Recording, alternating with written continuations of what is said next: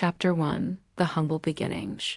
Sun dipped below the jagged horizon, casting long shadows over the dusty streets of San Miguel, a small village nestled in the heart of a forgotten valley. The air was thick with the scent of earth and the faint tang of smoke from cooking fires.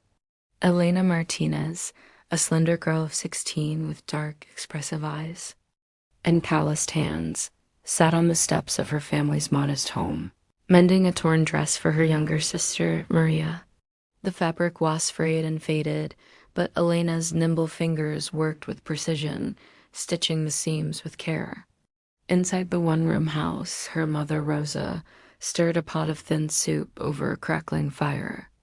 The smell of onions and herbs wafted through the air, a modest attempt to stretch the few ingredients they had into something resembling a meal. Elena's father, Carlos, lay on a cot in the corner, his face pale and drawn. His once strong hands, now weakened by illness, trembled as he reached for a cup of water. The cough that had plagued him for months rattled in his chest, a constant reminder of their precarious situation. "Elena," Rosa called softly, her voice tinged with exhaustion. "Come inside. It's getting cold." Elena nodded, setting aside the dress and brushing the dust from her skirt. She stepped into the dimly lit room, her eyes adjusting to the flickering light of the fire. Maria, a lively 6-year-old with a mop of curly hair, clung to her leg, giggling as she tried to balance on one foot. "Did you finish my dress, Elena?" Maria asked, her eyes wide with anticipation. "Almost," Elena replied, tousling her sister's hair. "Just a few more stitches and it'll be as good as new." Maria beamed, her joy a bright spot in the otherwise dark room. Elena's younger brother, Javier, sat cross-legged on the floor, carving a small wooden toy with a knife he had found in the market. At 10 years old, he was already showing signs of his father's craftsmanship, though their circumstances left little room for such pursuits. As the family gathered around the fire to share the simple meal, Elena's mind wandered.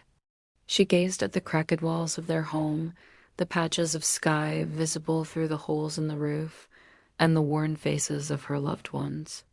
A deep ache settled in her chest, a longing for something more, something beyond the endless cycle of poverty and struggle.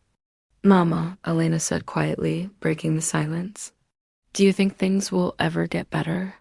Rosa paused, her spoon hovering over the pot. She looked at her daughter, her eyes filled with a mixture of love and sorrow.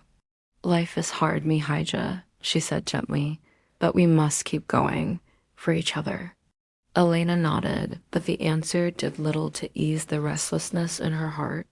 She had seen the way the other villagers lived, scraping by day after day, with no hope of change. She had heard the whispers of the elders, speaking of dreams deferred and opportunities lost, but deep down, Elena believed there was more to life than this. She just didn't know how to reach it. That night, as she lay on her thin mattress beside Maria, Elena stared at the stars through the gaps in the roof. The village was quiet, save for the occasional bark of a dog or the rustle of the wind through the trees. Her fingers traced the outline of a small sketch she had made earlier, a design for a dress she had imagined, flowing and elegant, unlike anything she had ever seen in San Miguel. "One day," she whispered to herself, "I'll make something beautiful, something that will take us far away from here." The words felt like a promise, a fragile hope she clung to in the darkness. But as the stars twinkled above, indifferent to the struggles of a poor girl in a forgotten village, Elena closed her eyes and dreamed of a future where her hands could create more than just patches and repairs, a future where her talent could shine and her family could thrive. Little did she know that future was closer than she thought.